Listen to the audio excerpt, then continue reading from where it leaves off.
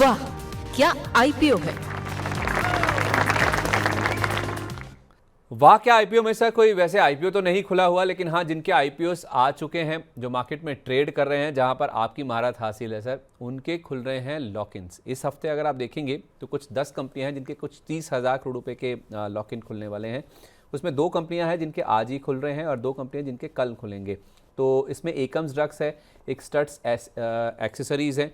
इनके कितने शेयर आ जाएंगे बाजार में ट्रेडिंग होने के लिए, बिकने के लिए मैं कह रहा हूँ, ट्रेडिंग के लिए, और इनके इशू प्राइस क्या हैं वो भी आप देख पा रहे हैं। ये 3 फरवरी को 2 नाम है, यानी कि आज ही इनके लॉक इन खुल गए हैं, और 2 कंपनियां जिनके लॉक इन कल खुलने हैं। एक है आदित्य इन्फोटेक यानी कि सीपी प्लस, और लेंसकार्ट।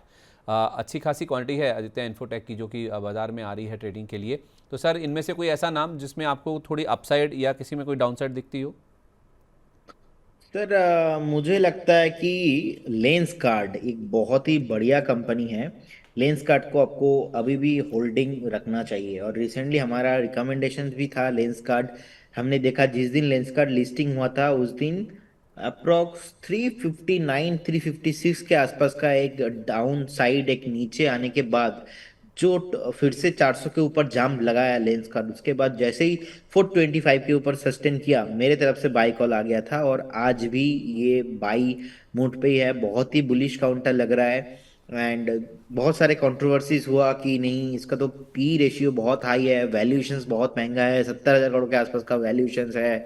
ठीक है, तो कहीं ना कहीं बहुत सारा कंट्रोवर्सी में रहा है, लेकिन देखिए प्राइस जो है ये सस्टेन हो रहा है। अब देखिए मुझे लगता है कि स्टॉक मार्केट पे कुछ भी हो सकता है। अभी आज तक तो अच्छा है चार्ट में, तो इसीलिए ना अभी जो स्टॉप लॉस होगा वो 425 में ही है। 425 के नीचे कभी भी ब्रेक होता है ना, आपको एक बार बेच के एग्जिट करना चाहिए। और एक चीज सर, मैंने ये पर्सनली ऑब्जर्व किया है। आप देखेंगे कोई भी न्यू एज कंपनीज है ना, न्यू एज कंपनीज का वैल्यूएशंस आप कैलकुलेशन नहीं कर सकते प्रॉपरली, क्योंकि न्यू जो एंटरप्रेन्योर्स रिलेटेड जितने भी कंपनीज है, सपोज फिजिक्स वाला में भी हमने देखा, हमने पेटीएम के उस टाइम में भी देखा, लेंस कार्ड, अब ऑब्वियसली फिजिक्स वाला अभी नीचे आ गया, पेटीएम भी उस टाइम पे बहुत ही ओवर लिस्टिंग हुआ था। तो एक बेसिक सा कैलकुलेशंस तो आपको आना चाहिए ही। लेकिन एक मात्र ऐसा स्टॉक है लेंस कार्ड, मुझे लगता है कि जो आपने लिस्ट मेरे को दिखाया, इसमें से मैं लेंस कार्ड के साथ जाना चाहूंगा। बाकी मेरे को नहीं लगता कोई भी स्टॉक्स इसमें ज्यादा पोटेंशियल अभी भी बाकी है। और एक कंपनी आपने नाम दिखाया, वो है बेसिकली, एक सेकेंड, वो है basically Aditya. Aditya infotech, CP हाँ, प्लस, राइट? सीपी हाँ। प्लस, जी जी जी। हाँ, इसमें भी मुझे पोटेंशियल दिखाई देता है। अभी 1493 के आसपास का प्राइस है, अभी 1354 के आसपास का। रिसेंटली एक डीप लगाने के बाद फिर से पुल बैक आया है चार्ट में। तो चार्ट में, वीकली चार्ट में देखा जाए तो एक मॉर्निंग स्टार पैटर्न फॉर्मेशन हुआ है। अब कोई भी चार्ट में अगर वीकली चार्ट में मॉर्निंग स्टार पैटर्न फॉर्मेशन होता है, उसके बाद अगर क्लोजिंग सक्सेसफुली आता है, तो हायर हाई फॉर्मेशन है एंड अप ट्रेंड होने का हाई पॉसिबिलिटीज रहता है। तो अकॉर्डिंग दैट, तो नेक्स्ट टारगेट निकल के आ रहा है ऑलमोस्ट 1650। तो 1650 टारगेट के लिए आप बिल्कुल बने रहिए। लेकिन अगेन मार्केट है तो एग्जैक्टली एक स्टॉप लॉस मेंटेन करना पड़ेगा आपको डेली कैंडल्स के हिसाब से। तो डेली कैंडल्स में ना एक सैंडविच पैटर्न बना था, उसका एक स्टॉप लॉस था 1382 में।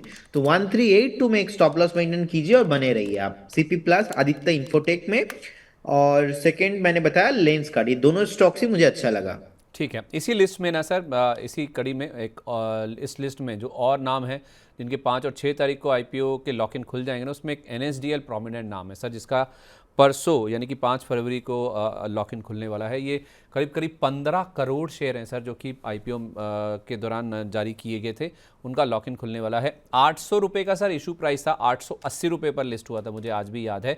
880 पर लिस्ट होने के बाद ये 1425 तक चला गया था, बहुत ही ज़बरदस्त अप मूव इसने दिखाया था।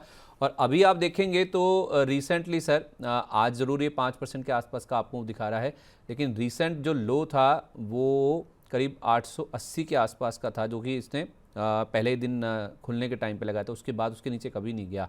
तो अभी रीसेंट लो जो आप देखेंगे वो 952 रुपये के आसपास का था। कल ये बंद हुआ था 952 रुपये पर, वही लो था कल की जो क्लोजिंग थी। तो सर वहाँ से कुछ बाउंस बैक आज आ गया, क्योंकि मार्केट का मूड माहौल सुधर गया।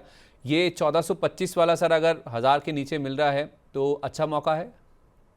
नहीं संदीप जी, मैं ज़्यादा कन्विंस नहीं हूँ पर्टिकुलर एनएसडीएल को लेके, क्योंकि शॉर्ट टाइम में एक बार मूव हो गया, मूव होने के बाद नीचे भी आ गया, डाउन भी आ गया, लेकिन कंसोलिडेट नहीं किया। सो ये आपको थोड़ा लंबा टाइम लेके चलना पड़ेगा। मुझे लगता है कि कंसोलिडेशन ना होने के कारण मैं अभी थोड़ा वेट करना पसंद करूंगा। तो तो इसीलिए एक बार इसका जो दूसरा भाई है सर, CDSL, जो ज़्यादा उत्साहित है, आज 9% ऊपर है। सीडीएसएल को मैं अच्छे से ट्रैक करता हूँ और हमारा कवरेज में भी है। आपको एक ऑल टाइम हाई देखने को मिल सकता है, हाई पोटेंशियल है सीडीएसएल में। सीडीएसएल मुझे लगता है कि आपके पोर्टफोलियो में रखना चाहिए और आप फ्रेश बाई भी करके जा सकते हैं, ऐसा कोई ज्यादा प्रॉब्लम सीडीएसएल में होगा नहीं। एनएसडीएल का ट्रैक रिकॉर्ड, क्योंकि देखिए लिस्टिंग से पहले अलग स्टोरी है, लिस्टिंग के बाद मार्केट के हाथ, जनता के हाथ में सब कुछ है। सो अल्टीमेटली लिस्टिंग के बाद ज्यादा कुछ मेरे को अच्छा लगा नहीं। 3 दिन का रैली, उसके बाद लगातार नीचे। सो मेरा तो 1250 से ही व्यू था कि 1000 के नीचे आ जाएगा। अब साथ साथ मार्केट भी खराब हुआ, 1000 के नीचे आ गया, लेकिन अभी ऐसे फ्रेश अभी हम बाई नहीं करेंगे।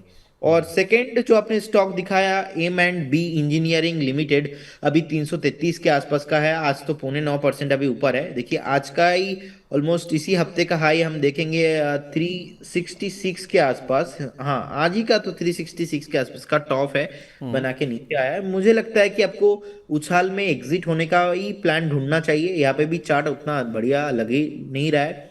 Shri lotus developer and reality limited 151 के आसपास का प्राइस है, लगातार एक सेलिंग प्रेशर देखने को मिल रहा है। In fact 5 moving, 9 moving and 20 moving average price के नीचे सस्टेन हो रहा है। एटलीस्ट 20 मूविंग एवरेज प्राइस के ऊपर भी सस्टेन करता ना, तो मैं एक बार आपको बोलता कि आप बने रहिए या तो होल्ड कीजिए। जिसका कैलकुलेशन करके प्राइस आ रहा है 167, जो कि उसके नीचे चल रहा है। मुझे लगता है कि पुल बैक आपको देखने को मिल सकता है, लेकिन वो डेड कैट बाउंस होगा, वो आपको फंसाने के लिए ऊपर आ सकता है। उसमें आपको सेल ऑन राइज व्यू होना चाहिए, आपको बेचना चाहिए, आपको फिलहाल नहीं रखना चाहिए। सेकंड, और एक स्टॉक आपने और क्या दिखाया था, और कुछ दिखाया था क्या? नहीं। ठीक है सर, कोई दिक्कत नहीं है। अगर इतने भी स्टॉक्स में अगर आप डिस्कस कर लेंगे तो इससे काम हो जाएगा हमारा, क्योंकि ज़्यादा प्रोमिनेंट नाम जो है ना वो NSDL था, जिसके बड़ी मात्रा में शेयर बाज़ार में ट्रेडिंग के लिए अवेलेबल हो जाएंगे। तो NSDL के बजाय आप कह रहे हैं कि CDSL ये आपको ज़्यादा पसंद है और ये ऑल टाइम हाई तक भी जाता हुआ नज़र आ सकता है। वाह, क्या आईपीओ है!